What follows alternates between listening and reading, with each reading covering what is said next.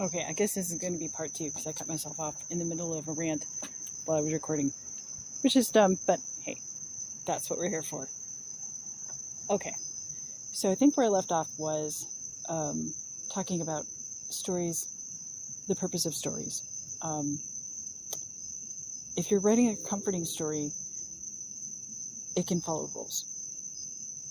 It can be, if you want something predictable, if you want something safe, if you want something that fits the middle of the road, if you want to go and write the thing that everybody else is writing, but you just want to write it a little bit better with some variations, yeah, you can follow rules, you can plot, you can calculate everything out, you can write up character sheets, you can make maps, you can do all sorts of things.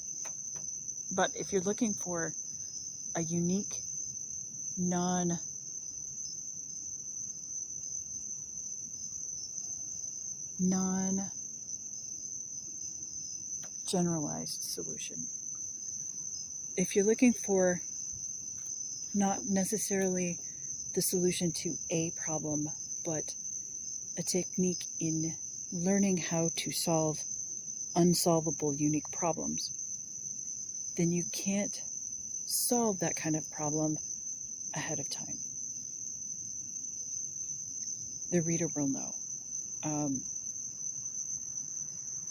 You can't plot your way into teaching someone how to take that first step.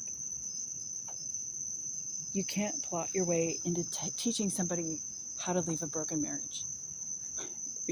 My example here. You can't plot your way into fixing yourself. You can't, from the broken person you are, plot out a book that says, hey, here's how to get where you need to go in order to heal. You can't. What you can do is take a situation, set it up, run it through the copy of capital S story that you have in your head, see what results it spits out, write it down, feed the results back into capital story S, see what that spits out, and write it down. Every step will be more refined and closer to a solution, but you will not be able to anticipate what that solution would have been in advance. It's a chaotic system. It's nonlinear. It's very delicate. It depends on everything you are. It depends on everything you feed into it. It depends on your mood of the day. It depends on how seriously you take the story. It depends on how lightly you take the story. It depends on your personality. No one else can write this type of story. When you stop plotting and you start using the capital S story inside you, when you start refining that story and start tying all the things together, when you practice enough writing that it starts to kind of slowly agglutinate, it all gets weird because you're not doing anything predictable, and the story that you end up with should not be the story that you even remotely could have intended to write in the beginning. You could not anticipate the journey that you would be on writing this story. If you want to write a story that solves an impossible problem, it cannot be something that you yourself predict. It has to be something that you yourself risk.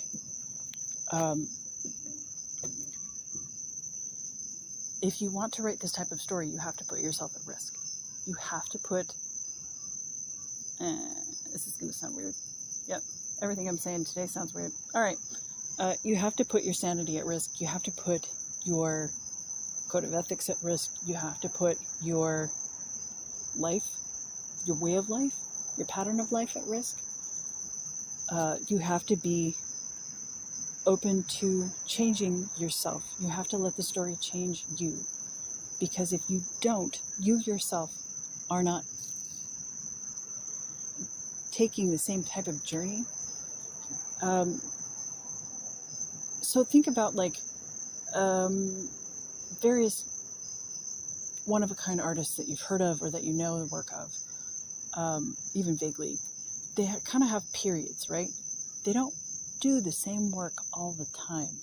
There's this phase where they're like, well, I did this type of painting for a while, and then I kind of just didn't do that type of painting anymore. I got bored with it. I found other things. I went somewhere else and learned other painting techniques. I talked to other painters. I hung out with a whole group of painters. I got pissed off at the French Academy, whatever it is.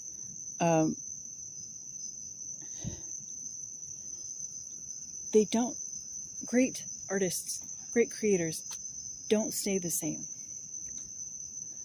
They can't stay the same because the process of becoming good, truly good at what you do, requires such profound change that you can't be the same person.